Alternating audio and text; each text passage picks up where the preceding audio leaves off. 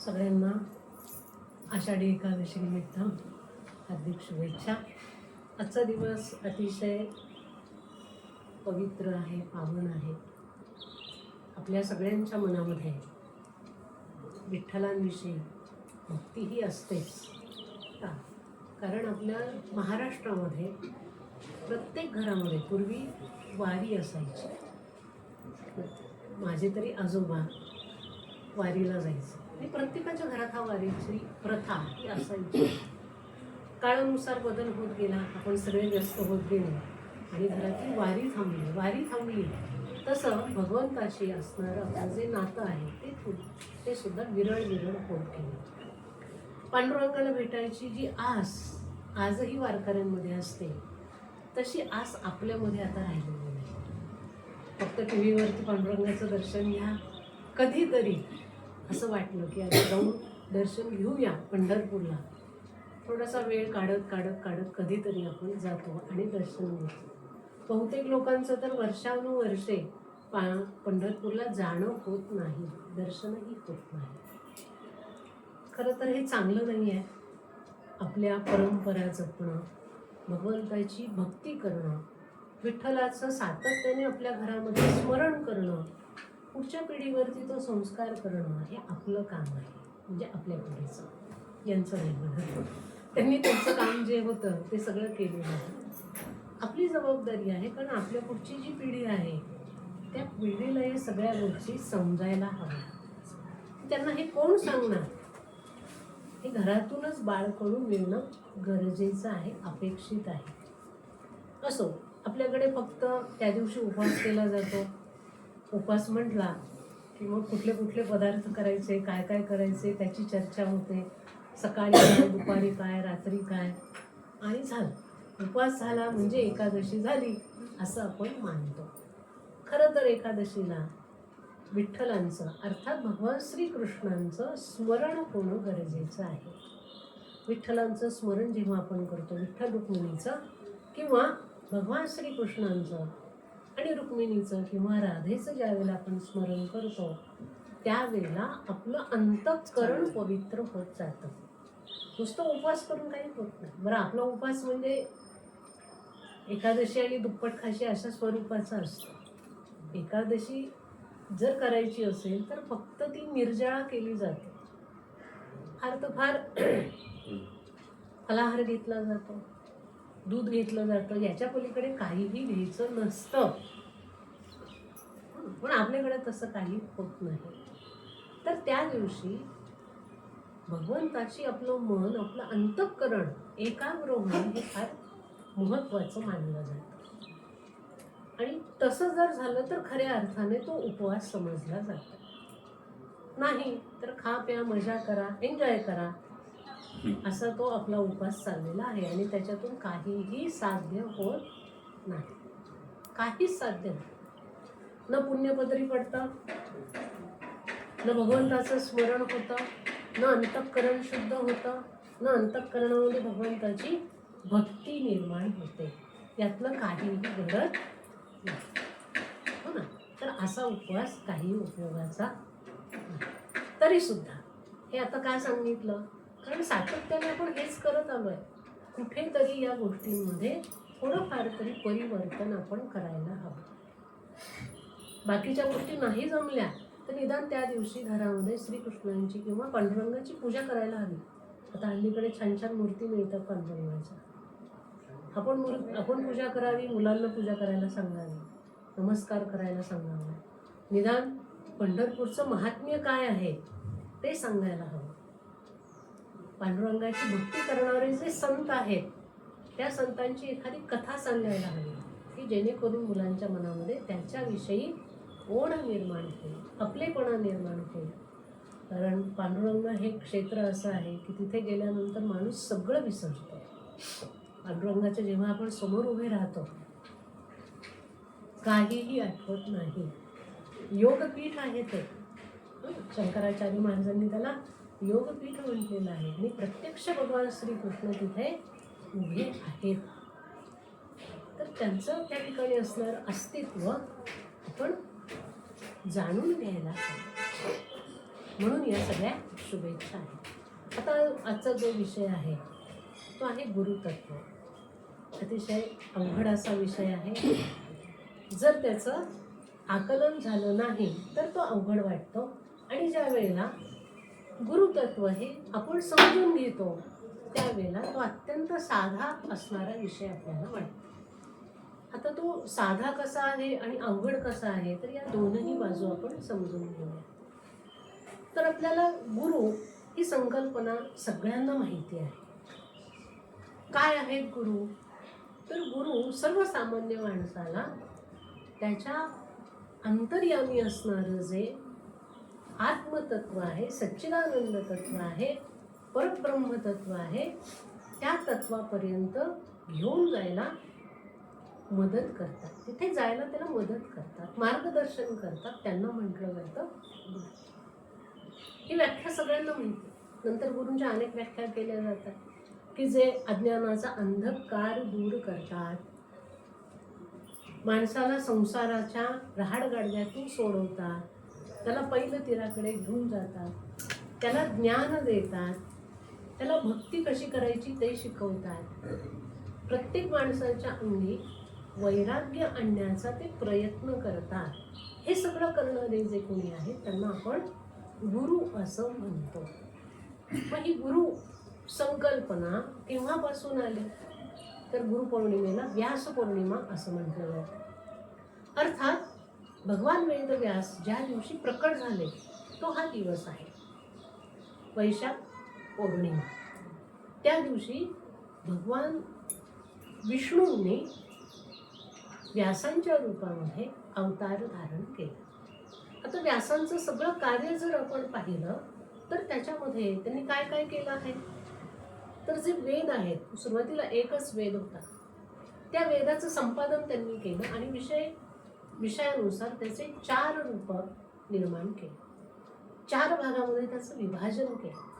ऋग्वेद, अथर्ववेद, सामवेद आणि यजुर्वेद, हे 4 वेद त्यांनी निर्माण केले. त्याच्यानंतर काय केलं, तर या वेदांचा जे सार आहे ते सार त्यांनी ब्रह्मसूत्रांमध्ये एकत्रित आणले. त्यानंतर महाभारतासारखा प्रचंड मोठा ग्रंथ त्यांनी लिहिला. महाभारत हा इतिहास आहे. या महाभारतामध्ये सगळं काही आहे. म्हणजे व्यासोच्छिष्ट जगत सर्वम ही जी उक्ती आहे ही तेव्हापासून पडली आहे की त्यांनी महाभारत लिहिलं आणि महाभारत लिहिल्यानंतर सगळं जग उष्ट करून टाकलं. म्हणजे महाभारतामध्ये नाही असा विषय संपूर्ण सृष्टीमध्ये नाही. सृष्टीमध्ये जेवढं काही घडतं, जगामध्ये जेवढं काही चालू असतं, ती प्रत्येक गोष्ट आपल्याला महाभारतामध्ये पाहायला मिळते. हे महाभारत त्यांनी. महाभारतामध्ये धर्म आहे, शास्त्र आहे, नैतिकता आहे, जीवन कसं जगायचं नाही ते सांगितलेलं आहे. 4 पुरुषार्थ त्यांनी सांगितलेले आहेत. माणसाच्या जन्मापासून ते मृत्यूपर्यंत त्याचा प्रवास कशा पद्धतीने होणं गरजेचं आहे ते सुद्धा वर्णानुसार, ब्राह्मण, क्षत्रिय, वैश्य आणि शूद्र या प्रत्येकाने कसं जीवन जगावं हे सगळं त्यांनी महाभारतामध्ये सांगितलेलं आहे. त्यानंतर त्यांनी 18 पुराणांचीही रचना केली आहे. म्हणजे संपूर्ण ज्ञान आजच्या घडीला जे आपल्याला पाहायला मिळतं त्या संपूर्ण ज्ञानाच्या जेवढ्या काही परंपरा आहेत, जसं आपण म्हणतो की समर्थ रामदासांची एक परंपरा आहे, ज्ञानेश्वर महाराजांची एक परंपरा आहे, स्वामी स्वरूपानंदांची एक परंपरा आहे, दत्त संप्रदायाची परंपरा आहे, गणेश संप्रदायाची परंपरा आहे, सौर संप्रदायाची परंपरा आहे.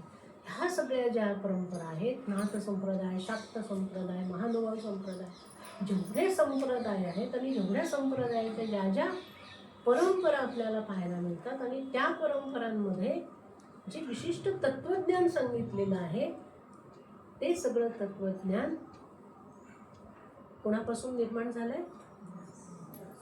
भगवान वेद व्यासांपासून निर्माण झाले. त्यांनी जी काही ग्रंथसंपदा निर्माण केलेली आहे त्या ग्रंथसंपदेमध्ये आपल्याला हे सगळ्या ज्ञानाच्या परंपरा सापडतात. कुठलाही संप्रदाय तुम्ही शोधत जा तो थेट त्यांच्यापर्यंत जाऊन मिळतो. मग तो भक्ती संप्रदाय असू द्यात, ज्ञान संप्रदाय असू द्यात, योग संप्रदाय असू द्यात किंवा कर्म संप्रदाय असू द्यात, म्हणजे कर्माला मानणारा संप्रदाय असू द्यात. प्रत्येक संप्रदाय जो आहे तो तिथे जाऊन मिळतो. म्हणून गुरुपौर्णिमेला व्यासांचं स्मरण होणं अत्यंत गरजेचं आहे. आपल्याकडे मोस्टली काय होतं की आपल्या गुरुपरंपरेचं स्मरण केलं जातं, गुरूंचं पूजन केलं जातं, ते बरोबर आहे. पण जे गुरु आपल्याला लाभले आहेत आणि जी परंपरा आपल्याला लाभली आहे त्या परंपरेचं मूळ कुठे आहे, तर ते वेद व्यासांनी जे काही ग्रंथ लिहिलेले आहेत त्याच्यामध्ये जे तत्वज्ञान आहे, त्याच्यामध्ये ज्या विविध प्रकारच्या साधना सांगितलेल्या आहेत ते त्याचं मूळ आहे. म्हणून गुरुपौर्णिमेला व्यासांचं पहिल्यांदा स्मरण होणं गरजेचं आहे. त्यांच्याविषयीची कृतज्ञता निर्माण करणं आवश्यक आहे. कृतज्ञता आपण व्यक्त केलीच पाहिजे की जे आपल्याला ज्ञान मिळतं आहे, म्हणजे भौतिक ज्ञान नाही, आध्यात्मिक ज्ञान, आत्मस्वरूपाचं ज्ञान, हे जे काही ज्ञान आपल्याला मिळतं ते सगळंच्या सगळं तिथून आलेलं आहे. म्हणून व्यास पौर्णिमा हा शब्द त्या ठिकाणी वापरला. व्यास पौर्णिमा अर्थात गुरुपौर्णिमा. मग व्यास पौर्णिमा याचा अर्थच असा झाला की जिथून सगळ्या ज्ञानाच्या परंपरा निर्माण झाल्या. जेवढे संप्रदाय निर्माण झाले त्या संप्रदायांचं मूळ त्या ठिकाणी आपल्याला सापडतं. मग हे संप्रदाय जे निर्माण झाले ते का निर्माण झाले हा एक प्रश्न आपल्याला निर्माण होतो. जे संप्रदाय निर्माण झाले ते का निर्माण झाले, त्याला एकच कारण आहे की माणसाचं जीवन आपल्याला मिळाल्यानंतर आपण एक विशिष्ट साधना करून आपल्या आत्मस्वरूपी तत्वाला जाणून घेणं. ते जाणून घेण्याकरता म्हणून हे सगळे संप्रदाय निर्माण झालेले आहेत. मग जे संप्रदाय निर्माण झालेले आहेत त्याच्यामध्ये आपल्याला विविध प्रकारच्या साधना दिसतात. सगळे संप्रदाय वेगळे वेगळे दिसतात. प्रत्येकाचं आचरण वेगळं आहे, विचार वेगळा आहे, ग्रंथ वेगळा आहे, बरोबर आहे की नाही. त्याच्यानंतर धारणा वेगळी आहे. हे सगळं वेगळं जरी दिसत असलं तरी प्रत्येकाचं साध्य मात्र एकच आहे, ते म्हणजे सच्चिदानंदाची प्राप्ती किंवा आत्मज्ञानाची प्राप्ती. इथपर्यंत माणसाला जायचं आहे.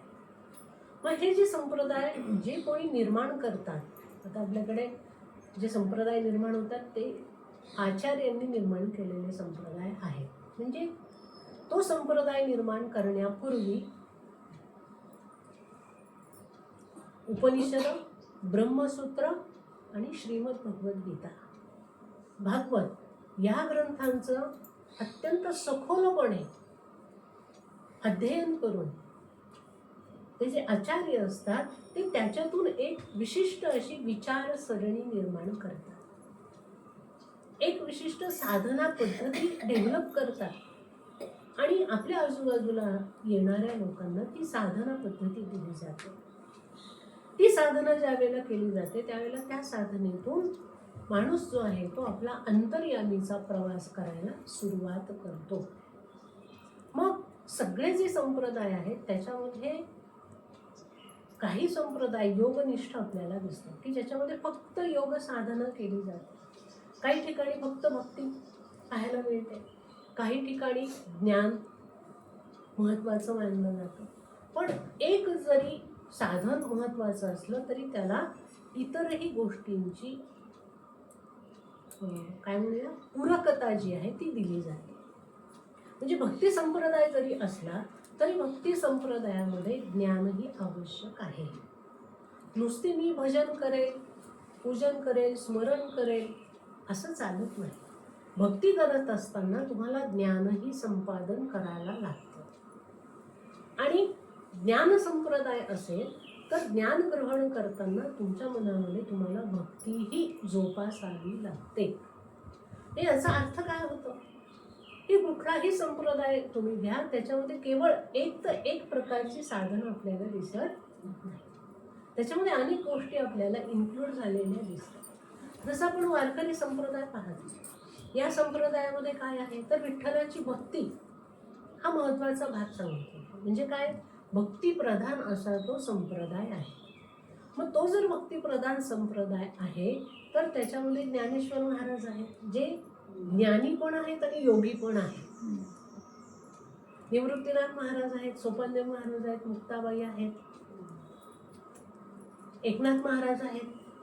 आता एकनाथ महाराजांचे गुरु दत्त संप्रदायाचे आहे आणि संत श्री ज्ञानेश्वर महाराजांचे जे गुरु आहेत निवृत्तीनाथ महाराज, ते नाथ संप्रदायाचे दीक्षित आहेत. म्हणजे त्या ठिकाणी नाथ संप्रदाय आहे, योग संप्रदाय आहे, ज्ञान संप्रदाय आहे आणि पुन्हा त्यांनी भक्ती संप्रदायालाही स्वतःला जोडून घेतलेलं आहे. काय होतं की ज्या वेळेला लोक अशा पद्धतीने संप्रदायांचा आणि साधनांचा विचार करतात, त्यावेळेला ही गोष्ट लक्षात ठेवली पाहिजे की केवळ एक तर एक प्युअर असं साधन कुठेही आपल्याला दिसत नाही. थोड्या थोड्या गोष्टी इतरही त्याच्यामध्ये असतात. एक प्रधान असतं आणि बाकीच्या गोष्टी ज्या आहेत त्या थोड्या थोड्या थोड्या थोड्या त्याच्यामध्ये आलेल्या असतात. त्या का? तर त्या आल्याशिवाय जे मुख्य साधन आहे ते परिपुष्ट होत नाही. भक्ती जरी करायची असेल तर तुम्ही कोणाची भक्ती करता त्याचं ज्ञान असावं लागतं. जसं संत एकनाथ महाराजांना आपण मागे पण हे बोललेलो आहोत की संत एकनाथ महाराजांना त्यांच्या गुरूंनी जनार्दन स्वामींनी दत्तात्रेयांचं प्रत्यक्ष दर्शन दिलं. झालं. आता दर्शन दिलं म्हणजे झालं ना. मग त्यांना साधना का करायला सांगितली? कशासाठी करायला सांगितलं? त्यांना साधना एवढ्या करता करायला सांगितली की दत्तात्रेयाचं जे तुम्हाला दर्शन झालेलं आहे ते दत्तात्रेय तत्व काय आहे हे तुम्हाला अजून उमगलेलं नाही. फक्त दर्शन झालंय. दर्शन झालं म्हणजे ज्ञान झालं असं होत नाही. ज्ञान होणं गरजेचं आहे. दर्शन ही पहिली अवस्था आहे आणि ज्ञान ही त्याच्या पुढची अवस्था आहे.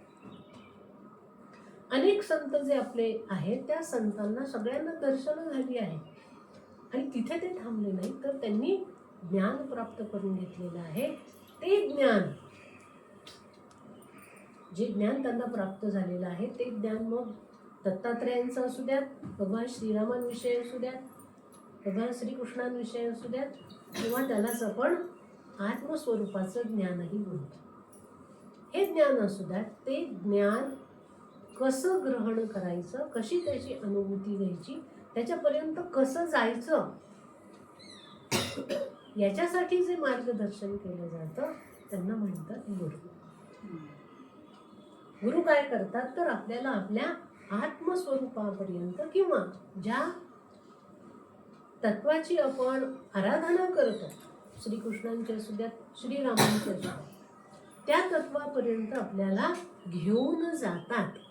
तिथे नेऊन पोहोचवतात की अरे तू ज्या भगवंताची आराधना करतो ते हे तत्व आहे आणि त्याचं मूळ स्वरूप असं आहे. ते त्या ठिकाणी दिसतं, समजतं, उमगतं. हे जे सगळं काही प्रवास आहे, हा सगळा प्रवास गुरु आपल्याला करतात. म्हणून आपल्याकडे गुरु तत्व हे अतिशय महत्त्वाचं मानलं जातं. मग आपल्याला ज्ञान जे अपेक्षित आहे ते ज्ञान संसारिक ज्ञान आहे. कारण संसारिक ज्ञान देण्याची आपल्याला गरज पडत नाही. लहानपणापासूनच आपण मुलांना संसारिक ज्ञान देतच असतो. काय करायचं, काय करायचं नाही, कोणाशी बोलायचं, कोणाशी बोलायचं नाही, कसं बोलायचं, कसं बोलायचं नाही, किती बोलायचं, हे सगळं काही शिकवलं जातं व्यवहारामध्ये. ते ज्ञान देण्याची विशेष अशी आवश्यकता राहत नाही. मग ज्ञान कुठलं दिलं जातं तर आपल्या अंतर्यामी जे आपलं आंतरिक विश्व आहे,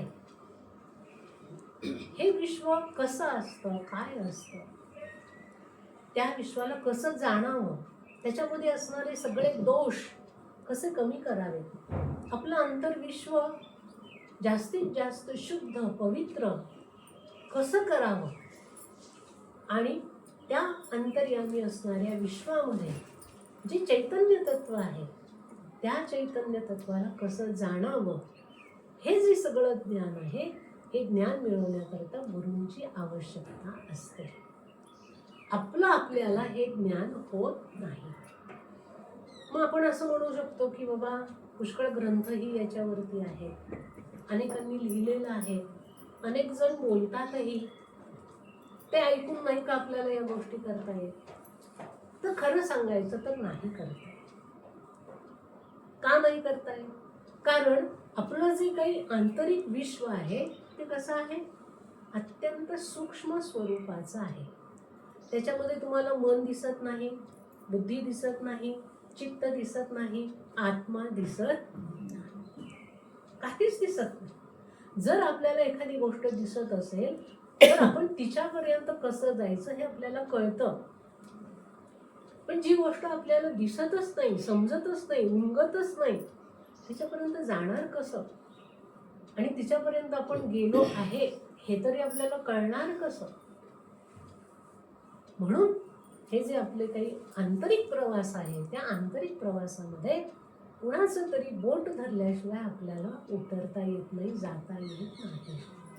मग हे बोट धरायचं कोणाचं? अशा व्यक्तीचं धरायला हवं की ज्याने हा सगळा आंतरिक प्रवास नीटपणाने केलेला आहे. ज्याने तो आंतरिक प्रवास केलाच नाही त्याचं बोट धरून काय उपयोग आहे? तो जसा भरकटलाय तसाच तो आपल्यालाही भरकटवणार, बरोबर आहे? मग कोणाचं बोट धरायचं? तर ज्याने तो प्रवास केला आहे, ज्याने ती आत्मप्रचिती घेतली आहे, अशाच माणसाचा मार्गदर्शन जे आहे, अशाच व्यक्तीचं मार्गदर्शन आपल्याला लाभकारक ठरतं. मग अशी लोक कशी शोधायची? कुठे मिळणार अशी लोक आपल्याला?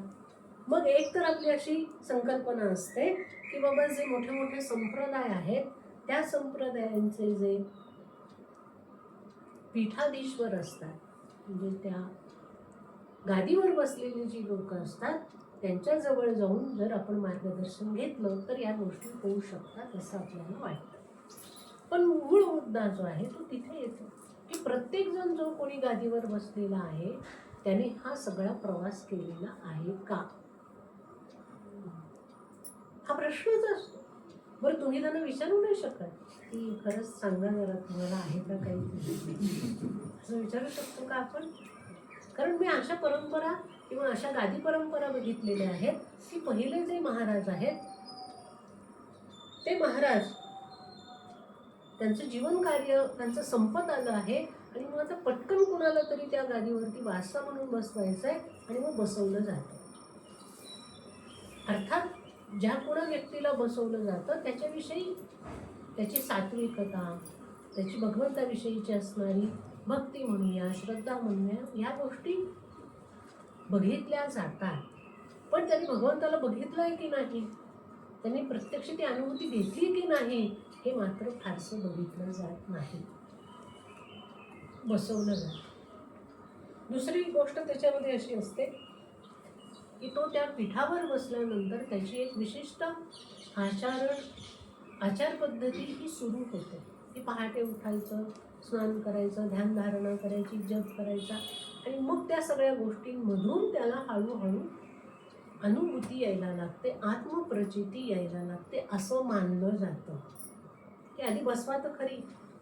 जसं आपल्याकडे कुठलंही खातं द्यायचं झालं किंवा एखादा अधिकार द्यायचा झाला तर त्या माणसाला काही सगळा अनुभव नसतो, आपण त्याच्यावर त्याला बसवतो आणि मग तो हळूहळू ते सगळ्या गोष्टी शिकतो.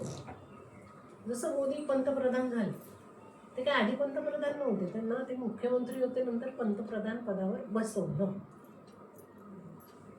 आणि मग ते त्याच्यातून शिकत गेले, ते स्वतःला डेव्हलप करत गेले. अशी ही पद्धती असते. म्हणजे याच्यामध्ये आपल्या व्यवहारामध्ये जशा गोष्टी असतात ना तशाच गोष्टी अध्यात्मामध्ये सुद्धा असतात, फक्त त्या कुठेही सांगितल्या जात नाही. तो महाराज बसले, गादीवर बसले आहेत, फक्त नमस्कार करा, हार फुलं वाहा, पुढे चला, त्यांच्याविषयी आत्मीयता, श्रद्धा व्यक्त करा. कारण गादीवर बसलेला माणूस जरी आत्मज्ञानाने संपन्न नसला तरी ज्या गादीवर तो बसलेला आहे त्या गादीचा तो मान असतो. त्या गादीवर जे अनेक लोक बसून गेलेली आहेत, त्यांनी जी साधना केलेली असते, त्यांनी जे आत्मप्रचिती घेतलेली असते आणि त्यांच्या मार्फत जे काही भगवंताचं कार्य चाललेलं असतं त्याला तो नमस्कार असतो. आता हे आपण गुरुतत्वाकडे वळतो आहोत. गुरुतत्व जे आहे त्याचे अनेक पैलू आहेत. ते पैलू आपण उलगडण्याचा प्रयत्न करतो आहोत.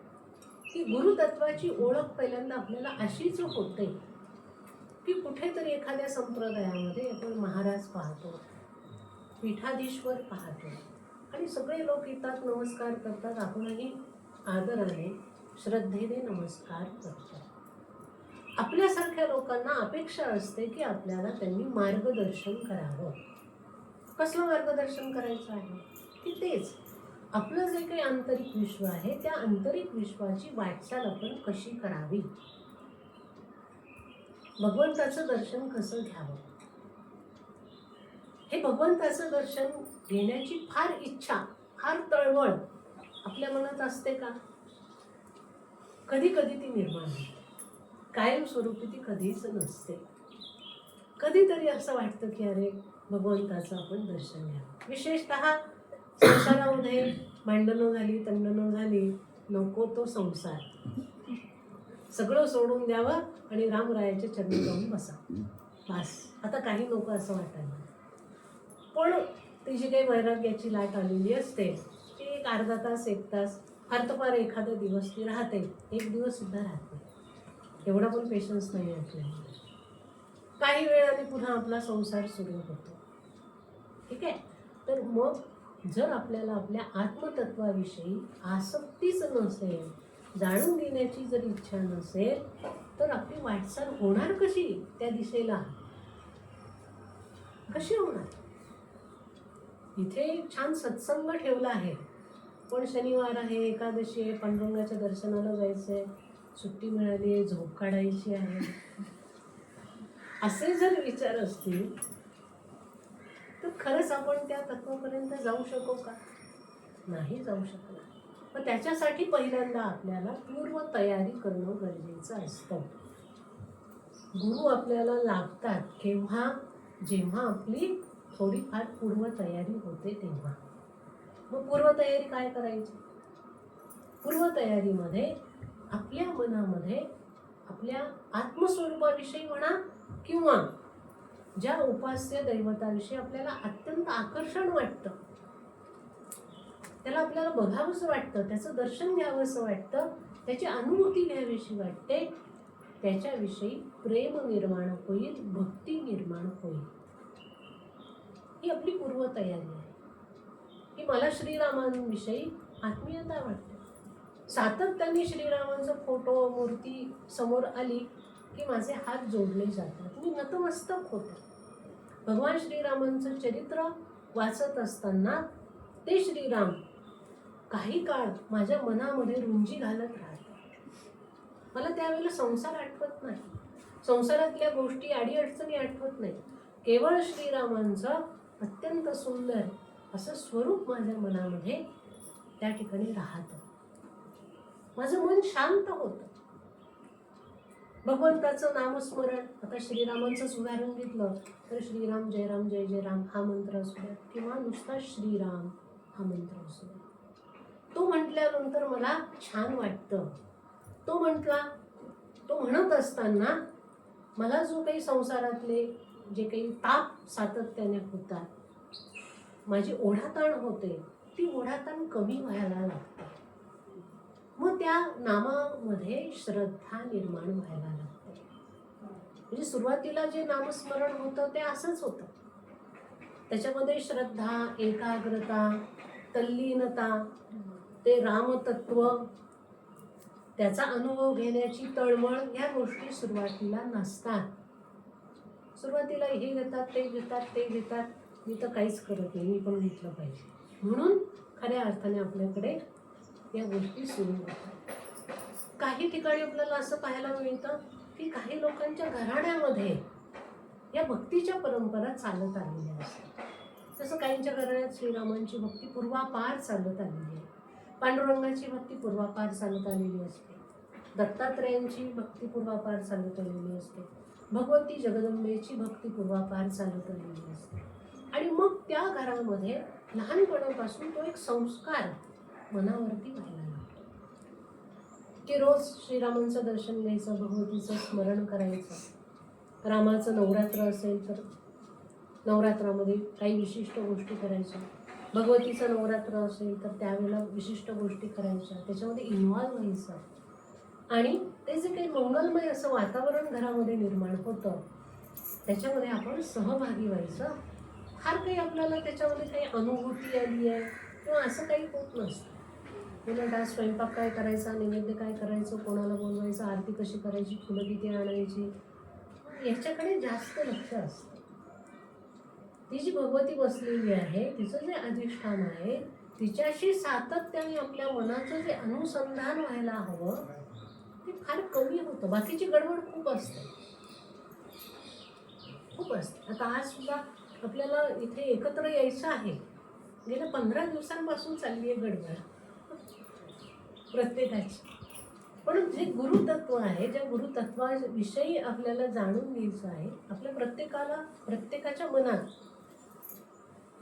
कुठल्या ना कुठल्या गुरूंच्या स्वरूपाविषयी आदर आहे, श्रद्धा आहे ना, प्रत्येकाला. कोणाला स्वामी समर्थांविषयी वाटतंय, कोणाला शंकर महाराजांविषयी वाटतं, कोणाला साईबाबांविषयी वाटतं, कोणाला गोंदवलेकर महाराजांविषयी वाटतंय, कोणाला समर्थ रामदासांविषयी आत्मीयता वाटते आहे. गुरुतत्व आहे. मग हे जे गुरुतत्व आहे या तत्वाला आकर्षित करण्याकरता सुरुवातीला आपल्याला प्रयत्न करावे लागतात. मग या प्रयत्नांमध्ये आपल्याला जे आवडेल त्या देवाची हळूहळू जशी जमेल तशी आराधना होत जाते, नामस्मरण होत जाते. तिसरी गोष्ट अशी होते की आपल्या मनोवृत्तीची जी माणसं आहेत ती आपल्या आजूबाजूला जवळ यायला लागतात. ओके, तुम्ही पण साधना करता का, आम्ही पण साधना करतो, असं करत करत एक समविचारी लोक जी आहेत ती एकत्र यायला लागतात. या समविचारी लोकांमधून मग आपल्याला असं लक्षात येतं की प्रत्येकाची साधना चाललेली आहे. मग त्याच्यातून काही प्रमाणात सत्संग व्हायला लागतो, सद्ग्रंथांचं वाचन व्हायला लागतं. ह्या सगळ्या पूर्वतयारीमधून होतं काय, तर आपलं जे अंतःकरण आहे, ज्याला मन, बुद्धी, चित्त आणि अहंकार म्हटलं जातं, याच्यामध्ये एक प्रकारची सात्विकता निर्माण करण्याचा प्रयत्न केला जातो. निर्माण झालेली सात्विकता जपण्याचा प्रयत्न केला जातो. कारण सात्विक भाव जे असतात, सात्विक, राजस, तामस, हे तिन्ही भाव सातत्याने येतात जातात. जास्तीत जास्त सात्विक वृत्ती आपल्या मनामध्ये आणि बुद्धीमध्ये कशी निर्माण होईल याचा प्रयत्न या सगळ्या साधनांमधून केला जातो. नामस्मरण असू द्या, भगवंताचं दर्शन असू द्या, ग्रंथांचं वाचन असू द्या, सत्संग असू द्या, भजन असू द्या, काही करा. हे जेव्हा आपण करतो त्यावेळेला आपलं अंतःकरण शुद्ध आणि सात्विक करण्याचा प्रयत्न असतो.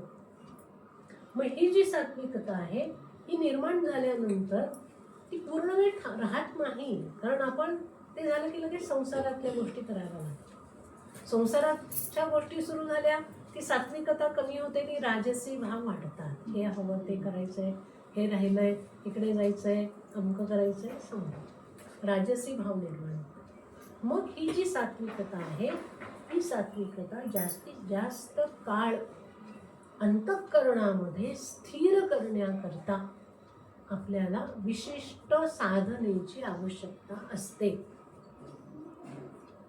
जनरल साधना सोडा, विशिष्ट साधना तिथे अपेक्षित आहे. मग ही जी विशिष्ट साधना आहे ती कोणाकडनं मिळणार, तर ती गुरुकडनं मिळते. आपण जी काही आपली थोडीफार तयारी करतो त्या तयारीतून भगवंतापर्यंत असा संदेश जातो. आपली जी काही भाबडी श्रद्धा असते, भोळा भाव असतो, जे काही आपण करण्याचा प्रयत्न करतो त्याच्यातून भगवंतापर्यंत ते भाव पोहोचतात, संदेश पोहोचतो आणि मग भगवंत त्या व्यक्तीला योग्य त्या विशिष्ट मार्गावरती नेण्याकरता सद्गुरूंना आपल्या जीवनामध्ये पाठवतात. कारण भगवंतांना प्रत्येक ठिकाणी येणं शक्य होत नाही. मग सद्गुरू जे आहेत ते सद्गुरू म्हणजेच भगवंताचं प्रतीक आहे. का? दोन कारणांनी आहे. एक तर त्या सद्गुरूंनी आत्मप्रचिती घेतलेली आहे, आत्मज्ञान त्यांनी प्राप्त करून घेतलेलं आहे. आणि हे जे आत्मज्ञान आहे ते म्हणजेच ईश्वराविषयीचं असणारं ज्ञान. जी व्यक्ती ज्ञान संपन्न आहे तीच व्यक्ती इतरांना ज्ञान देऊ शकते. म्हणून सद्गुरू आपल्या जीवनामध्ये येतात. एक. आणि दुसरी गोष्ट म्हणजे भलेही ते ज्ञान देतील, गुरु जे आहेत, जे गुरुपदावर बसलेले आहेत ते ज्ञान देतील, पण ते घेण्याची क्षमता आपल्यामध्ये आपल्याला निर्माण करावी लागते. ती क्षमता निर्माण करून घेण्याचंही काम सद्गुरू करत असतात. सद्गुरू नुसता आपला मंत्र दिला, दीक्षा दिली, जा कर साधना, एवढ्या पुरते नसतात. एकदा त्या शिष्याला साधना दिली, दीक्षा दिली, मंत्र दिला की त्या शिष्याची पूर्ण जबाबदारी जी आहे ती गुरूंची असते. मग जबाबदारी म्हणजे ते काय तुम्हाला तुमचं घरामध्ये धान्य भरून देतील, बँकेत पैसे टाकतील असं नाही. जबाबदारी त्यांची जबाबदारी जी आहे ती तुम्हाला तुमच्या आत्मस्वरूपापर्यंत नेऊन पोहोचवण्याची जबाबदारी त्यांची असते. बरोबर. आता हा एक भाग इथपर्यंत झाला. म्हणजे गुरु आणि शिष्यांचा प्रवास सुरू झाला. गुरूंचा प्रवास पूर्ण झालेला असतो, पण ते आपल्या शिष्याबरोबर पुन्हा प्रवासाला लागतात. परत त्यांचा प्रवास सुरू होतो. आणि प्रत्येक शिष्य जे आहे त्या शिष्याला धरून तिथपर्यंत न्यायचं आहे. त्यामुळे कायम गुरु शिष्याच्या बरोबर राहतात की हा शिष्य कुठपर्यंत गेलाय, कुठे अडकलाय, कुठे अडखळलाय, कुठे रमलाय, कुठले दोष त्याला त्रास देत आहेत, का त्याची प्रगती थांबली, कुठे खुंटली आहे, हे सगळं पाहणं गुरूंचं काम असतं. बरोबर. पण हे सगळं पाहत असताना शिष्यालाही तेवढी साथ द्यावी लागते. गुरु जे असतात ते शिष्याचा जो धर्म आहे त्याचं रक्षण करतात. मग शिष्याचा धर्म काय, कशाचं रक्षण करतात गुरु? तर गुरु ज्या वेळेला शिष्याला भेटतात त्यावेळेला ते त्याला त्याचा संसार कसा चालला आहे हे फारसं विचारत नाही. त्याची साधना नीट चालू आहे ना, जप होतो आहे ना, साधनेमध्ये काही अडचणी नाहीत ना, त्याच्या मनामध्ये जे काही भाव निर्माण होत आहेत, सात्विकता निर्माण होते आहे, ती किती काळ टिकते आहे. त्याच्या अंतर्यामी ज्या काही सूक्ष्म शक्ती निर्माण होत आहेत विशिष्ट साधनेमुळे, त्या शक्ती त्याला कुठे घेऊन चालले आहेत हे सगळं गुरु सातत्याने पाहतात. कारण ज्या वेळेला गुरु विशिष्ट साधना देतात त्यावेळेला शिष्याच्या ठिकाणी अनेक परिवर्तने जी आहेत ती व्हायला लागतात. त्याचं व्यक्तिमत्व बदलायला लागतं. शारीरिक पातळीवरती बदल होतात, मानसिक पातळीवरती बदल होतात, बुद्धीच्या पातळीवरती बदल होत जातात आणि सगळ्यात शेवटी आत्मिक पातळीवरती बदल होतात. आता हे बदल कसे असतात, जसं मगाशी म्हटलं की हा जो अध्यात्माचा सगळा मार्ग आहे याच्यामध्ये काहीच दिसत नाही, काहीच दिसत नाही, पण गुरूंना मात्र सगळं काही कळतं. कोणाच्या मनाचा काय अवस्था आहे, कोणाच्या मनामध्ये काय चाललं आहे, कोणाच्या डोक्यात कुठले विचार त्रास देत आहेत हे गुरूंना समजतं. का समजतं? कारण त्यांना त्या सूक्ष्मतेचा वेध घेता येतो. गुरु आणि सर्वसामान्य माणूस यांच्यामध्ये हेच अंतर आहे की जे विश्व स्थूल शरीराने जाणता येत नाही, स्थूल डोळ्यांनी दिसत नाही, ज्याचं आकलन स्थूल मनाला होत नाही, ते सगळं गुरूंना समजत असतं. गुरु त्याचा वेध घेऊ शकतात. म्हणून गुरुतत्व जे आहे ते आपल्या जीवनामध्ये परिवर्तन घडून आणणारं महत्वाचं तत्व आहे. गुरु आणि शिष्य ज्या वेळेला शिष्याला दीक्षा दिली जाते त्यावेळेला त्याने गुरूंचा सत्संग करणं जास्तीत जास्त महत्त्वाचं मानलं जातं, की सातत्याने गुरूंच्या सानिध्यात आपण राहावं. काय होतं सानिध्यात राहिल्यानं? म्हणजे गुरूंशी रोज उठून चर्चाच केली पाहिजे, रोज उठून प्रश्न उत्तरच केली पाहिजे असंही अपेक्षित नसतं. जे प्रश्न असतील ते विचारावे, ज्या शंका उपस्थित होत असतील त्यांचं निरसन करून घ्यावं हे निश्चित आहे. पण केवळ गुरूंच्या सानिध्यात राहिल्यामुळे आपल्या मनामध्ये असणारे जे दोष आहेत ते हळूहळू हळूहळू कमी व्हायला लागतात. गुरूंची दृष्टी, गुरूंचा स्पर्श, गुरूंकडून मिळणारा प्रसाद एवढंच नाही तर गुरूंच्या आजूबाजूला जेव्हा आपण वावरतो त्यावेळेला खरं सांगायचं तर त्यांच्या शरीरातून जी स्पंदनं बाहेर प्रक्षेपित होतात त्याचाही आपल्या व्यक्तिमत्वावरती परिणाम होत असतो. म्हणून जिथे जिथे आपल्याला गुरूंचं अस्तित्व आहे असं वाटतं, जे आता आपण मंदिरांमध्ये जातो पहा, समाधी मंदिरांमध्ये आपण जातो, तिथे ज्यावेळेला आपण गाभाऱ्यात जातो दर्शन घ्यायला त्यावेळेला आपलं मन पूर्ण शांत होऊन जातं. त्या मनावर काहीच शिल्लक राहत. म्हणजे बहुतेक वेळेला अनेकांना असा अनुभव येतो की मंदिरात जायचंय मग आपण काहीतरी मागूया, काहीतरी आपल्या मनातलं सांगूया, पण तिथे गेल्यानंतर काहीही आठवत काहीच आठवत माणूस ब्लाइंड होऊन जातो. का बरं अशी अवस्था येते? कारण त्या ठिकाणाहून जी ऊर्जा प्रक्षेपित होत असते ती ऊर्जा आपल्या मनाला स्पर्श करते, आपल्या बुद्धीला स्पर्श करते, आपल्या आत्म्याला स्पर्श करते आणि म्हणून तिथे आपण रमावं, तिथे राहावं असं आपल्याला वाटतं किंवा वारंवार तिथे आपण जावं. एक आकर्षण निर्माण होतं पहा की नाही, तिथं आपण जावं, थोडा वेळ बसावं, बरं वाटतं, छान वाटतं, शांत वाटतं. का वाटतं? कारण तिथे तो ऊर्जेचा स्रोत सातत्याने ऊर्जा प्रक्षेपित करत असतो. मग हे केवळ समाधीच्या ठिकाणी असतं का? तर नाही, हे गुरूंच्याही ठिकाणी असतं. गुरूंची जी काही साधना चालू असते त्यांच्यामध्ये त्या साधनेमुळे ज्या काही शक्ती निर्माण होत असतात त्या शक्ती आपली ऊर्जा बाहेर प्रक्षेपित करत असतात. म्हणून आपण पाहतो की अशा विशिष्ट गुरूंच्या सानिध्यात आल्यानंतर आपलंही मन शांत व्हायला लागतं. हे आहे गुरुतत्व. आपल्याकडे सत्संग जो म्हटला जातो तो सत्संग म्हणजे काय? सत्संग याचा अर्थ एकत्रित बसून केवळ पुस्तकाचं वाचन केलं की सत्संग झाला, भजन केलं की सत्संग झाला असं नाही.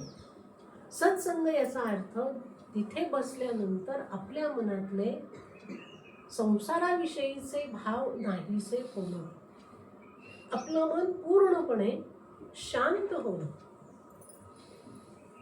मनामध्ये सात्विक भाव निर्माण होणं, मनामध्ये श्रद्धेचा भाव जागृत होणं, भगवंताविषयी भक्ती निर्माण होण्याकरता जे भाव लागतात ते भाव ज्यांच्या सानिध्यामध्ये निर्माण होतात तो सत्संग. आणि हा जो सत्संग आहे हाच सत्संग आपल्याला गुरूंच्या ठिकाणी करणं अपेक्षित असतं. इव्हन जो काही जप केला जातो त्या जपाचं सुद्धा असं सांगितलं जातं की आपण आपल्या घरात जप करतो, घरामध्ये जप करण्यापेक्षा आता आपल्याकडे गाई नाही किंवा गोठा नाही, गाईच्या गोठ्यामध्ये जर आपण जप केला तर तो अनेक पटींनी लाभदायक ठरतो. मंदिरामध्ये केला तर त्याची तीव्रता किंवा त्याचा लाभ जो आहे तो जास्तीत जास्त होतो. आणि गुरूंच्या समोर बसून जर आपण जप केला तर त्याची आणखी उन्नती लवकर होते. का बरं असं सांगितलं जातं? म्हणजे अशा अनेक गोष्टी आहेत की ज्या वेळेला आपण गुरु आणि शिष्याचं नातं सुरू होतं त्यावेळेला ते नातं काही वर्षांपुरतं, काही क्षणांपुरतं राहत नाही, ते जन्मजन्मीचं नातं बनतं. जोपर्यंत तो शिष्य आत्मस्वरूपाला पोहोचत नाही, चैतन्य तत्वाची अनुभूती घेत नाही, तोपर्यंत गुरूंना त्याला सोडता येत नाही. मग ते 1 जन्म लागो, नाही तर पुढचे 10 जन्म लागो. पण पुढचे 10 जन्म तरी का घ्यावे? जर आपल्याला किल्ली मिळाली आहे खजिन्याची, तर आपण दारामध्ये वाट बघत बसणार का? नको, आता या जन्मी नको, पुढच्या जन्मी आपण किल्ली खोलू आणि मग आतमध्ये काय खजिना आहे तो पाहू. आपण असं आत्ता नाही करणार. तसंच आहे, ज्या वेळेला गुरुमंत्र मिळतो, गुरु दीक्षा मिळते, त्यावेळेला आपल्याला आत्मस्वरूप जाणण्याची किल्ली मिळत असते. आणि ती किल्ली लावून आपण अंतर्यामी प्रवेश करायचा असतो. आपलं जे अंतर्यामी असणारं जे अद्भुत असं विश्व आहे, जे सर्व शक्तींनी आणि चैतन्याने परिपूर्ण भरलेलं आहे, ज्याच्यामध्ये संपूर्ण ब्रह्मांडाचं आकलन आपल्याला होतं, असं आपलं जे अंतर्विश्व आहे ते जाणण्याची संधी आपल्याला गुरूंमुळे मिळते, गुरुतत्वामुळे मिळते. मग आता हे जे गुरुतत्व आहे, हे गुरुतत्व आपल्या शिष्यांना केवळ मंत्र देतील आणि दीक्षा झाली असं नाही. दीक्षेचे अनेक प्रकार आहेत. कोणी फक्त नजरेतून दीक्षा देतं, कोणी स्पर्शातून दीक्षा देतं, कोणी मंत्र देतात, कोणी अन्न प्रसादातून सुद्धा दीक्षा दिली जाते, की तो ग्रहण करा, विषय मिटला. काहींना डोक्यावर हात ठेवला जातो. असे विविध पद्धतीने हे गुरु जे आहेत ते काय करतात, तर आपल्या अंतर्यामी जे चैतन्य आहे ते चैतन्य जागवण्याचा प्रयत्न करतात. मग आपल्या अंतर्यामी असणारं चैतन्य झोपलंय का? झोपलेलं नाहीये, पण त्या चैतन्यावरती विविध प्रकारचे दोष, विकार, वासना यांचं पटल निर्माण झालेलं आहे, पडदा निर्माण झालेला आहे. आणि तोच पडदा दूर करण्याचा प्रयत्न गुरु करत असतात. म्हणून गुरु विशिष्ट साधना देतात, विशिष्ट मंत्र देतात. त्या साधनेच्या ऊर्जेमुळे, त्या मंत्राच्या ऊर्जेमुळे आपलं मन, बुद्धी याच्यामध्ये जे काही मल आहेत, दोष आहेत, ते सगळे दोष हळूहळू हळूहळू निवळून जातात, निघून जातात. आणि मग आपल्याला आत्मस्वरूपाची, आत्मचैतन्याची अनुभूती येते, जाणीव निर्माण होते.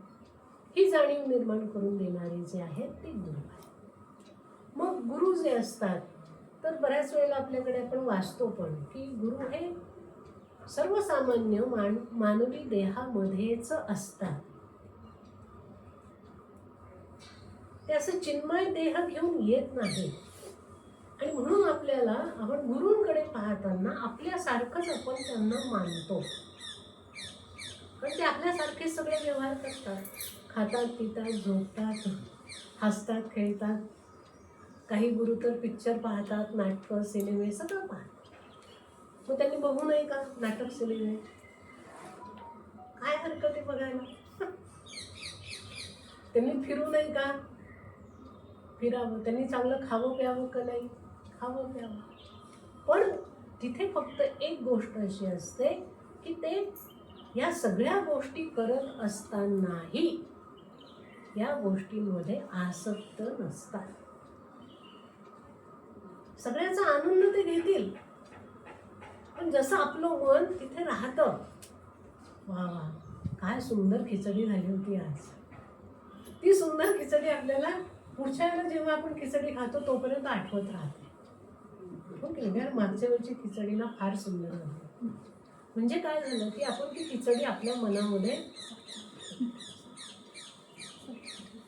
तिचा स्वाद आपण मनामध्ये जपून ठेवला, तिचं स्मरण ठेवलं. हे गुरु करत, हे संत करत नाहीत, हे महात्मे करत नाही. खाल्लं, विषय मिटला. ते कसं होतं, काय होतं, कुठे खाल्लं, कोणाच्या हातचं खाल्लं, कधी खाल्लं, आठवत नाही. एवढंच फक्त करत असतं. ते सगळं जरी करत असले करताना दिसले तरी सुद्धा त्यांचं मन तिथे आसक्त नसतं. त्यांचं मन जे आहे ते कायम आत्मस्वरूपाच्या ठिकाणी अनुसंधान करत असतं. वरून जरी ते आपल्याला विविध प्रकारचे क्रिया करत असताना दिसत असले तरी त्यांचं मन आणि त्यांचं अंतःकरण आत्मस्वरूपाच्या ठिकाणी ते स्थिर करून ठेवलेलं असतं. लक्षात आलं?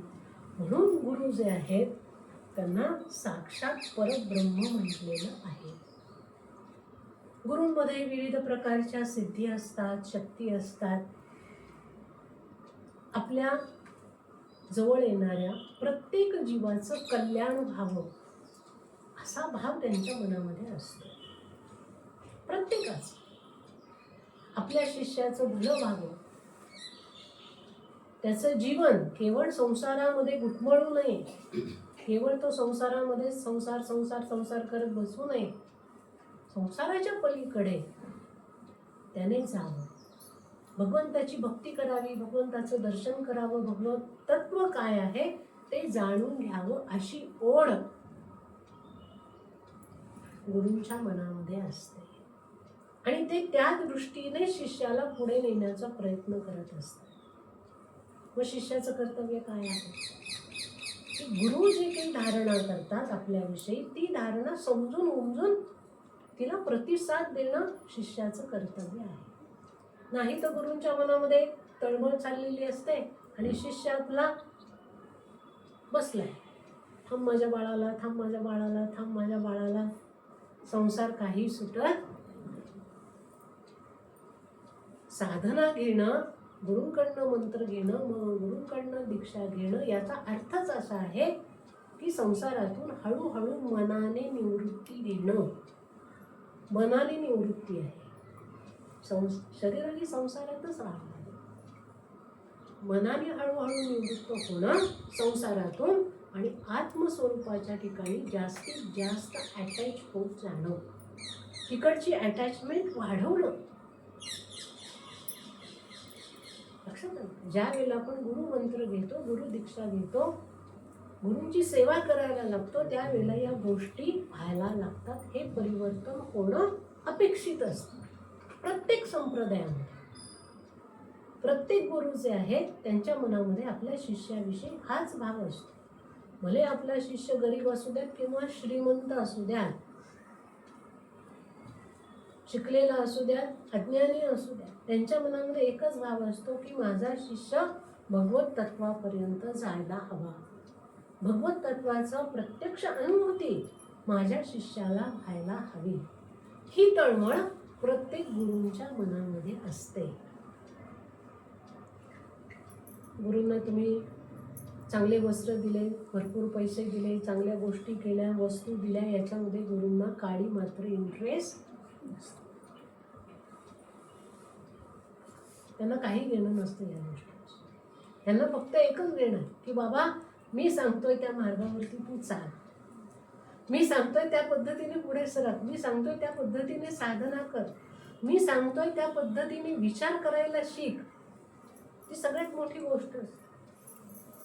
कारण शिष्य एका विशिष्ट अवस्थेला असतो आणि गुरु एका विशिष्ट अवस्थेला असतात. पण तरी सुद्धा गुरु ज्या उच्च अवस्थेला असतात त्या उच्च अवस्थेतून ते खाली उतरतात केवळ आपल्या शिष्यासाठी. त्याला बोटाला उचलून त्याला वर न्यायचं असतं. पण गुरूंच्या हातामध्ये आपला हात आपल्याला द्यावा लागतो. बऱ्याच वेळेला असं दिसतं की गुरूंच्या बरोबर शिष्य चालतात, काही काळ चालतात आणि नंतर थांबतात. का? कारण पुढचा मार्ग कठीण वाटायला लागतो. रोज साधना करायची, रोज जप करायचा, गुरु सांगतील त्या पद्धतीने वागायचं आणि पुढे पुढे मग गुरु मात्र फटके द्यायला सुरुवात करतात. सोडत नाही, परीक्षा द्यायला सुरुवात करतात आणि ते मात्र शिष्यांना सहन होत नाही. बघा कायम आपल्याकडे एक असं उदाहरण दिलं जातं की दगडाला जर सुंदर मूर्ती व्हायचं असेल तर त्याला अनेक आघात सहन करावे लागतात. दगडातून जी मूर्ती, सुंदर अशी सुबक मूर्ती तयार होते, ती अशीच तयार होते का? नाही. सुरुवातीला त्याला मोठे मोठे आघात सहन करावे लागतात. छोटे मोठे सगळे आघात सहन करत करत करत ती मूर्ती तयार होते. मग ती मूर्ती सगळ्यांचं लक्ष वेधून घेते. ती मूर्ती मग देवघरामध्ये सुद्धा येते, तिचं पूजन सुद्धा होतं. दगडच आहे ना तो. असाच एखादा दगड आपल्याला दिसला आणि आपण उचलून आणला आणि त्याची पूजा केली, असं होतं का? नाही. आपण मूर्तीची पूजा करतो. ती मूर्ती घडलेली आहे, तिच्यावर संस्कार झालेले आहेत, तिने ते सगळे ताप सहन केलेले आहेत. तसंच असतं. गुरु जेव्हा शिष्याचं जीवन घडवायला सुरुवात करतात तेव्हा हीच सगळी प्रोसिजर असते. पण ती प्रोसिजर जर शिष्य सहन करत राहिला तर त्याचं जीवन जे आहे ते अत्यंत सुंदर सुबक असं घडतं. आणि जो थांबतो तो कायमचा थांबतो. मग तो गुरूंमध्ये दोष काढायला लागेल. आणि स्वतःकडे कधीच दोष घेण्याची माणसाची वृत्ती नसतेच. आपल्यामध्ये काही कमीपणा आहे, आपल्यात काही दोष आहे, आपण काही गोष्टी करू शकत नाही, आपला अहंकार आड येतो आहे, आपल्या सवयी आड येत आहेत, हे माणसाला कधीही मान्य होत नाही. आणि तिथेच माणूस अडकतो. बरोबर आहे.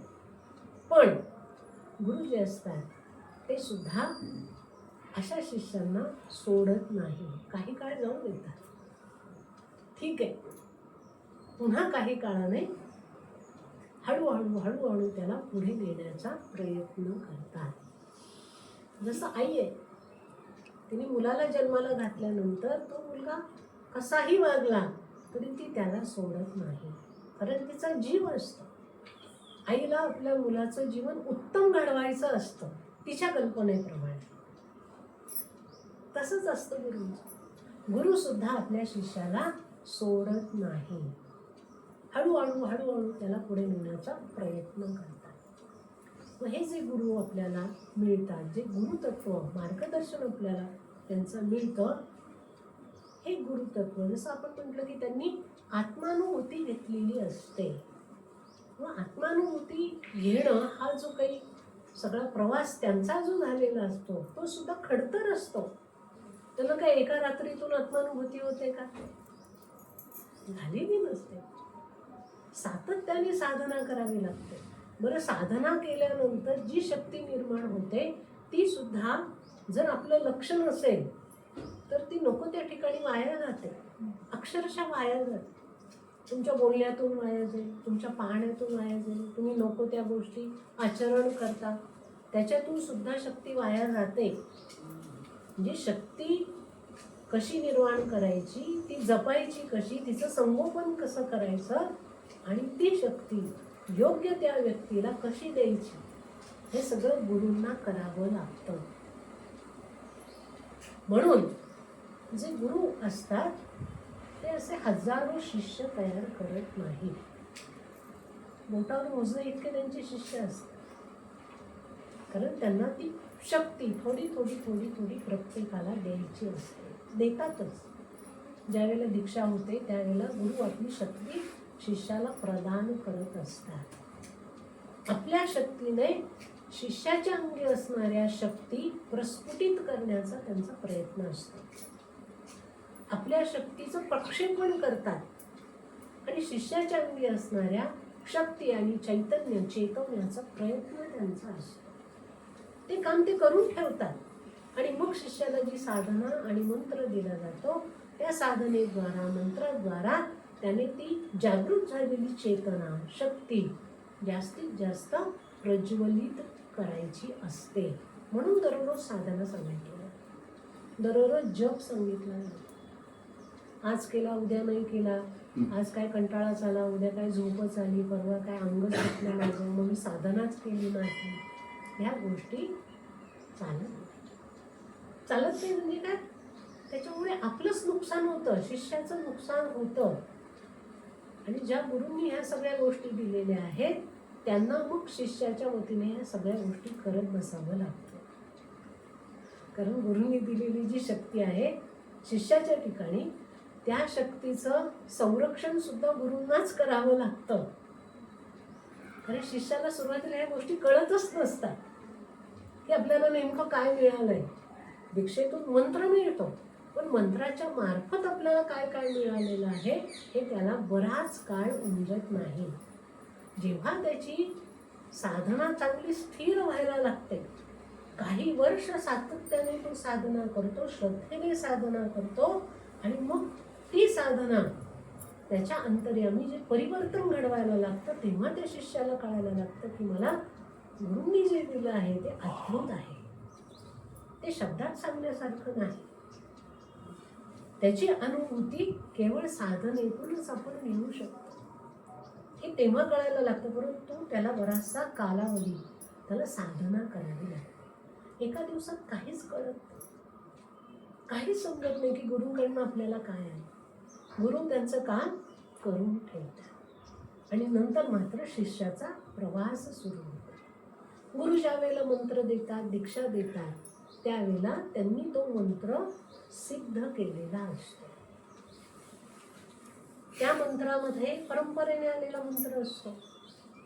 त्या मंत्रामध्ये परंपरेने जे काही लोक झालेले असतात, परंपरेमध्ये त्यांची ही शक्ती असते, त्यांचंही सामर्थ्य असतं. गुरूंनी स्वतः साधना केलेली असते, त्याचंही सामर्थ्य असतं. असं सगळं सामर्थ्याने युक्त असणारा मंत्र दीक्षेमध्ये शिष्याला दिला जातो. कशासाठी? शिष्याचं जीवन उत्तम घडवण्यासाठी, शिष्याला आत्मस्वरूपाची प्रचिती यावी याच्यासाठी, शिष्याला आत्मचैतन्य काय आहे त्याची अनुभूती येण्यासाठी. त्या मंत्रामुळे माझं व्यावहारिक जीवन चांगलं होईल, घरदार होईल, गाडी बंगला होईल, पैसा अडका होईल, या अपेक्षा शिष्यांनी ठेवून चालत नाही. तो मंत्र जो आहे तो भौतिक उन्नती करता दिलेला नसतो, पण त्याच्याने भौतिक उन्नती होऊ शकते. त्याच्याने भौतिक उन्नती होणार नाही का? शिष्याची होते. पण ज्या वेळेला तो मंत्र घेतला जातो आणि त्याची साधना केली जाते, त्यावेळेला तो शिष्य मनामध्ये जी धारणा करतो साधना करताना, त्या पद्धतीने त्याला फलप्राप्ती होते. बरेचसे शिष्य जे असतात ते गुरूंकडून मिळालेला जो मंत्र आहे त्या मंत्रामुळे आपली भौतिक उन्नतीही करून घेतात. आणि काही शिष्य जे असतात ते भौतिक उन्नतीच्या मागे लागत नाही. जे मिळालंय त्याच्यामध्ये ते समाधानी असतात. किंवा आपल्याला आपल्या जीवनात अजून काही मिळेल न मिळेल, आत्मिक उन्नती होणं, भगवंताचं दर्शन होणं, भगवत तत्व जाणून घेणं, असा भाव ठेवून ज्या वेळेला साधना होते, मंत्र जप होतो, त्याच वेळेला शिष्याला त्या पद्धतीची अनुभूती येते. म्हणजे साधना करताना, मंत्र जप करताना आपण कुठला भाव मनामध्ये ठेवतो, त्यानुसार त्या साधनेतली शक्ती वळते. त्या साधनेतली शक्ती तुमचं ते मनोभाव जे आहे ती पूर्ण करायला मदत करते. लक्षात आलं? हा सगळा जो भाग आहे हा गुरुतत्वाच्या संदर्भामध्ये. मग गुरु जे असतात ते शिष्याशी चर्चाही करायला लागतात. अर्थात शिष्याला जिज्ञासा असावी लागते, त्याला शंका प्रश्न म्हणजे पडायला लागतात. जर शिष्याला प्रश्नच पडले नाही तर काहीही उपयोग नाही. त्याला प्रश्न पडलेच पाहिजे आणि त्या प्रश्नातून मग प्रश्नोत्तर सुरू होतात आणि मग त्या प्रश्नोत्तरामध्ये गुरु जे आहेत ते अनेक रहस्य उकलून दाखवतात, अन्यथा रहस्य सांगितले जात. गुरु आणि शिष्य यांच्यामध्येच त्या सगळ्या गोष्टी असतात. जसं शिष्य स्वतःची प्रगती करत जाईल तसं त्याच्या मनामध्ये आणखीन प्रश्न उद्भवायला लागतात आणि मग त्या प्रश्नांची उत्तरं देताना परंपरेचे रहस्य असतील, त्या मंत्राचे रहस्य असतील, आत्मस्वरूपाविषयीचे रहस्य असतील, जीवजगताविषयीचे रहस्य असतील, ते त्यावेळेला गुरु शिष्याला समजावून सांगतात. म्हणून गुरु शिष्य यांचं जे नातं आहे ते फक्त दीक्षा मिळाली, मंत्र मिळाला, गुरु एका बाजूला, शिष्य एका बाजूला असं चालत. गुरूंचा संग, गुरूंची सेवा ही अत्यंत महत्त्वाची मानली जाते. आता गुरुसेवा का करायची? गुरुसेवा म्हणजे श्रीमद भागवतामध्ये सुद्धा असं सांगितलेलं आहे की जोपर्यंत तुम्ही गुरूंची सेवा करत नाही तोपर्यंत तुमच्या प्रारब्धामध्ये जे काही दोष आलेले असतात ते दोष नाहीसे होत नाहीत. आणि सगळे दोष काही आपल्याला आपले काढता येत नाही. तर ते दोष जे आहेत ते गुरूंच्या सेवेने, संतांच्या सेवेने, सत्पुरुषांच्या सेवेने दूर होतात. गुरूंचा शब्द, गुरूंची सेवा, गुरूंचे विचार आणि गुरूंचं कार्य, जे काही कार्य गुरु करत असतील ते कार्य आपलं कार्य आहे असं समजून काया वाचामुळे समर्पित होणं हे शिष्याला अपेक्षित असतं. शिष्याकडनं ही अपेक्षा असते. तर गुरु आपलं करतायत, करू दे, त्यांना काय उद्योग नाही. तर माझ्या मागे संसार आहे, मला हे करायचं आहे, मला ते करायचं आहे असं नाही. संसार सांभाळा, संसार सांभाळून जेवढं करता येईल तेवढं करा. म्हणजे गुरु आणि शिष्य हे ज्या वेळेला बांधले जातात त्यावेळेला त्यांची वाटचाल, जशी आपण कुटुंबातली लोक असतो, एकमेकांना कधीच सोडू शकत नाही. कितीही एकमेकांचा राग आला, कितीही आपल्यामध्ये अंतर निर्माण झालं तरी सुद्धा आपण घरातल्या माणसांना सोडू शकत नाही. सोडत जसं गुरु आणि शिष्य यांचं नातं एकदा निर्माण झाल्यानंतर जोपर्यंत शिष्य त्याच्या शेवटच्या अवस्थेपर्यंत जात नाही, सिद्ध अवस्थेपर्यंत जात नाही, तोपर्यंत गुरु त्याला सोडत नाही. मग विषय कुठे येतो की गुरूंचं जर देहावसान झालं अनपेक्षित काळामध्ये तर मग शिष्याचं काय होतं? असंही होतं ना. गुरु मिळतात, गुरु वयाने मोठे असतील, त्यांनी देह ठेवला, मग त्या शिष्याने काय करायचं? लगेच दुसरे गुरु धरायचे का? लगेच त्यांच्या मागे लागायचं का? आवश्यकता नाही. गुरु जरी देहामध्ये नसले तरी जेव्हा जेव्हा आपण गुरूंचं स्मरण करतो तेव्हा तेव्हा गुरु आपल्याला मार्गदर्शन करतात. ती श्रद्धा मात्र आपल्याला ठेवावी लागते. जितकी आणि जशी आपण श्रद्धा ठेवू त्या पद्धतीने ते गुरु तत्व सातत्याने आपल्या बरोबर राहतं. गुरु देहाने जरी नष्ट झालेले आपल्याला दिसत असले तरी जसं आपण म्हणतो की परमात्मा तत्व, श्रीकृष्ण तत्व, राम तत्व हे आहे, त्यांचं स्मरण आपण केलं की आपल्याला त्याची अनुभूती येते. तसंच गुरु तत्व आहे. जेव्हा शिष्य त्यांचं स्मरण करतो तेव्हा गुरु तत्व त्या ठिकाणी येतात, त्यांना मार्गदर्शन करतात, त्यांना आपल्या छत्र छायेखाली कायमस्वरूपी ठेवतात. म्हणून तर पहा ना, आजही आपण स्वामी समर्थांचं स्मरण करतो, गोंदवलेकर महाराजांचं स्मरण करतो. वाटतं आपल्याला की नाही महाराज माझ्या बरोबर आहेत. जेव्हा आपल्याला अडीअडचण येते त्यावेळेला आपण त्यांनाच शरण जातो की नाही, त्यांची शरणागती करतो. पण ते आहेत का आत्ता शरीर स्वरूपामध्ये? नाही. आपल्यासारख्या स्थूल शरीरामध्ये जरी ते नसले तरी सुद्धा चिन्मय स्वरूपामध्ये ते कायम असतात. जेव्हा जेव्हा आपण त्यांचं स्मरण करू तेव्हा तेव्हा ते आपल्याला मार्गदर्शन केल्याशिवाय राहत नाही. असंही गुरुतत्व आहे. आणि म्हणूनच गुरुतत्व जे आहे त्याला परब्रह्माची उपमा दिलेली आहे. गुरु ब्रह्मा गुरु विष्णू गुरुदेव महेश्वर, गुरु साक्षात परब्रह्म तस्मै श्री गुरवे नमः. गुरु काय आहे? गुरु ब्रह्म आहे, गुरु विष्णू आहे, गुरु महेशही आहे. ब्रह्मदेव जे आहेत ते सृष्टी निर्माण करतात, तसं गुरु जे आहेत ते आपल्या अंतर्यामी असणारी जी सृष्टी आहे ती सृष्टी आपल्याला दाखवतात की तुझं आंतरिक विश्व पहा किती संपन्न आहे, किती सुंदर आहे, किती व्यापक आहे, किती सद्गुणांनी भरलेलं आहे, किती सत्शक्ती त्याच्यामध्ये आहे. हे गुरु करतात. गुरु ब्रह्मा, गुरु विष्णू. विष्णू काय करतात तर पालन पोषण करतात. तसं गुरु जे आहेत ते आपल्या मनाचं आणि बुद्धीचं पोषण करतात. कशाच्या माध्यमातून? सद्विचारांच्या माध्यमातून.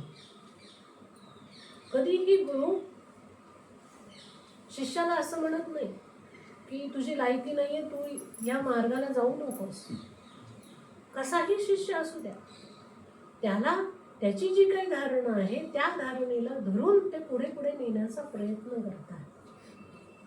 त्या शिष्याची जी एक मानसिकता असते त्या मानसिकतेतून त्याला बाहेर काढतात. कारण प्रत्येक माणूस मी, माझा संसार, माझी मुलं बाळं एवढ्या याच्यातच गुंतलेला असतो. त्याच्यातून हळूहळू गुरु त्याला बाहेर काढतात, त्याला व्यापक करत जातात, त्याचं विचारांमध्ये परिवर्तन करतात. आपल्यासारखी माणसं जी असतात ती एक संकुचित क्षेत्रापुरताच विचार करतात, त्याच्या पलीकडे जाऊन आपल्याला विचार करता येत नाही. तर ती जी आपली संकुचितता आहे ती सगळी गुरु बाजूला करतात हळूहळू, आणि त्याच्या विचारांचं, मनाचं, बुद्धीचं पोषण करतात. गुरु साक्षात परब्रह्म. गुरु ब्रह्मा, गुरु विष्णू, गुरु देव महेश्वर. मग गुरु महेश्वर कोण आहेत? महेश्वर म्हणजे काय? भगवान शिवशंकरांना महेश्वर असं म्हटलं जातं. ते काय करतात तर ते लय तत्वाचे स्वामी आहेत. सगळ्या सृष्टीचा लय कोण करतं तर भगवान शिवशंकर करतात. तसं आपल्या अंतर्यामी जे दोष आहेत, किती दोष आहेत, यादी काढली तर भरपूर मोठी यादी निघते.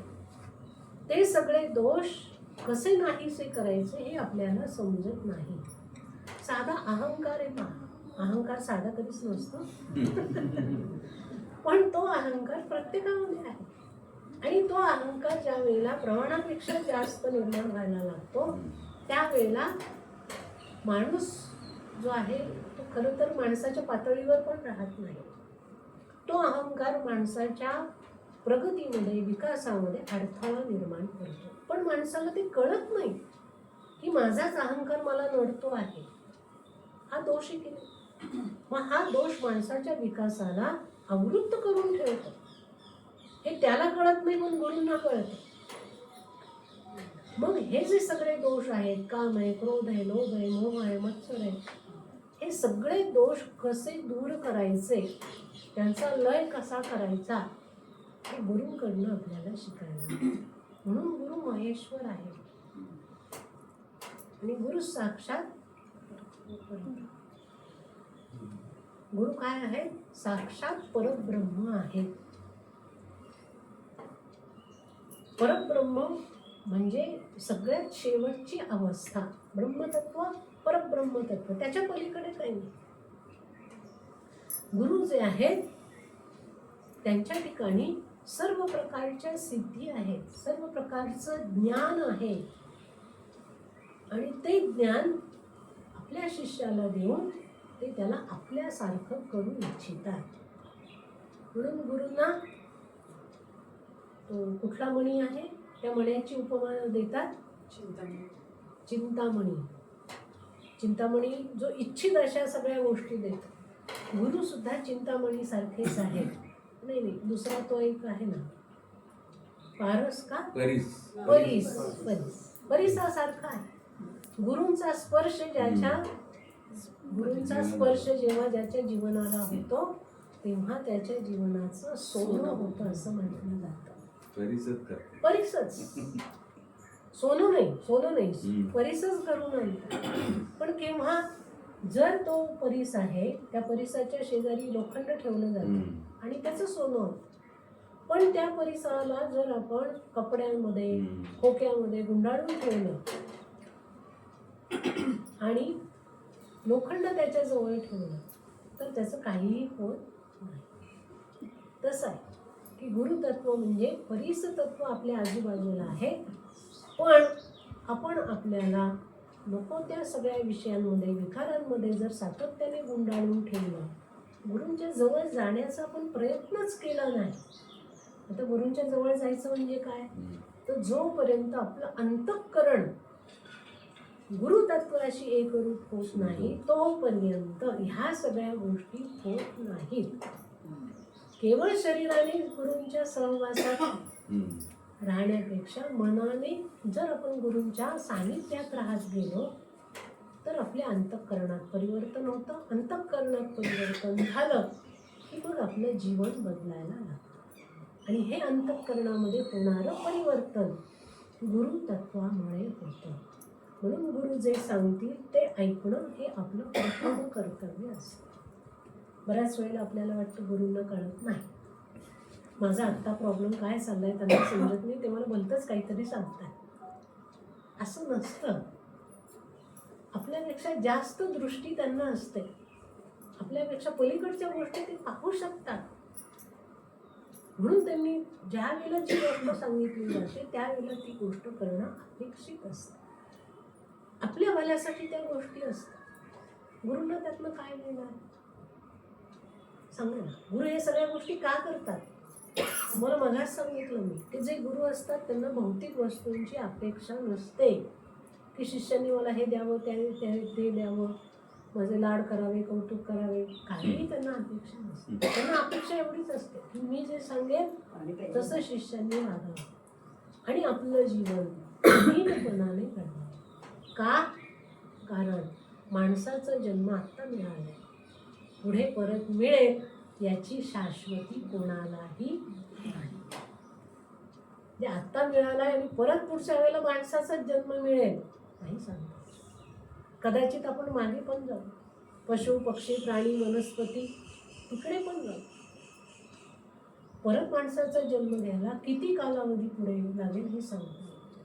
म्हणून आत्ताच जन्म मिळाला आहे, गुरु मिळाले आहे, तर जितकं लवकर आपण आपल्या जीवनाचं शोधन करून घेता येईल तितकं करणं अपेक्षित असतं. गुरूंना घाई असते, त्यांना वेळ नसतो. चला लवकर, चला ही गोष्ट घ्या, ती गोष्ट करा, मागे लागलेले असतात आणि शिष्य निवांत असतो. करू काय घाई आहे एवढी, दीक्षा ना घेऊ आहे आज, अजून 10 वर्षांनी घेऊ, 15 वर्षांनी घेऊ. नंतर काही लोक असतात, अहो तुम्ही ज्ञानेश्वर आता वेळ नाही, अजून 10 वर्षांनंतर आम्ही ज्ञानेश्वरीचा अभ्यास करणार. म्हणजे इतकं छाती ठोकपणे सांगतात की यांना पुढचे 100 वर्ष मिळाले आहेत असं घेऊन दिले, बॉन्ड आहे. जिथे सांगितलं जातं की पुढचा क्षण आपला आहे की नाही आपल्याला माहिती नाही, तिथे लोक अगदी निवांत सगळं चाललेलं असतं. करू, जाऊ, पाहू, घेऊ, काही गडबड नाही. गुरूंना मात्र गडबड असते, कारण त्यांना प्रत्येक शिष्याला पुढे पुढे पुढे पुढे न्यायचं असतं. जसं आपल्याकडे पहा, शाळेमध्ये मुलांची सहल निघते आणि काही शिक्षक मागेच असतात, हे सगळ्या मुलांना वळत वळत पुढे चालतात. त्यांचं कामच ते असतं, हा मागे राहिलं का चल रे पुढे, तो मागे राहिला चल रे पुढे. तसं गुरु करत असतं. कोण मागे राहिलाय, चला पुढे, चला पुढे, चला पुढे. असं हे गुरुतत्व जे आहे ते मोठ्या भाग्याने आपल्याला मिळतं. तुम्ही आजूबाजूला नजर टाका, सगळ्यांनाच गुरूंची प्राप्ती होत नाही. आपलं पूर्व सुकृत आणि भगवंताची कृपा ह्या 2 गोष्टी जेव्हा एकत्र येतात तेव्हाच गुरु आपल्याला मिळतात. आपलं पूर्व प्रारब्ध आहेच, पण भगवंताची जेव्हा कृपा होते तेव्हा गुरु आपल्या जीवनामध्ये येतात. नाही तर गुरु तत्व आपल्या जीवनात लक्षात आलं. तर अशा पद्धतीने या गुरुपौर्णिमेला भगवान वेदव्यासांचं सगळ्यांनी स्मरण करा आणि आपण ज्यांना गुरु मानतो त्या गुरूंचं स्मरण करा, त्यांची पूजा करा. ज्यांचे प्रत्यक्ष गुरु आहेत त्यांनी गुरूंच्या सानिध्यात जा, गुरूंची सेवा करा, गुरूंचे आशीर्वाद घ्या. गुरु शरीरात असोत नसोत त्यांचं लक्ष कायम आपल्या शिष्यांकडे असतं. जो कोणी त्यांना हाक मारेल त्याच्याकडे ते लक्ष देतात. तर आपण आपलं काम करावं, श्रद्धा ठेवावी, भक्ती करावी. त्यांच्या प्रेरणेमुळे आपल्याला जे काही साधना मिळाली आहे ती आपण सातत्याने करत जावं. पुढचं त्यांच्यावर सोपून द्यावं. पुढे आपल्याला कुठे न्यायचं, कसं न्यायचं, केव्हा न्यायचं हे सगळं त्यांचं ते ठरवतील. ते आपण ठरवायचं नाही की इतके वर्ष झाले मला गुरुने आता काही सांगितलंच नाही, इतके वर्ष झाले मला काही दिलंच नाही. आपली वेळ आली की ते आपल्याला मिळाल्याशिवाय राहत नाही. तर अशा पद्धतीने हे जे गुरुतत्व आहे ते आपल्या सगळ्यांच्या जीवनामध्ये यावं. आपल्या सगळ्यांचं जीवन अलौकिक घडावं. आपल्याला जीवनामध्ये आत्मोन्नतीचा मार्ग मिळावा आणि आत्मस्वरूपापर्यंतची आपली जी वाटचाल आहे ती उत्तम पद्धतीने घडावी अशी भगवंताच्या चरणी प्रार्थना करते, सद्गुरूंच्या चरणी प्रार्थना करते आणि वाणीला विराम देते. ज्ञानेश्वर महाराज की जय. ठीक आहे ना.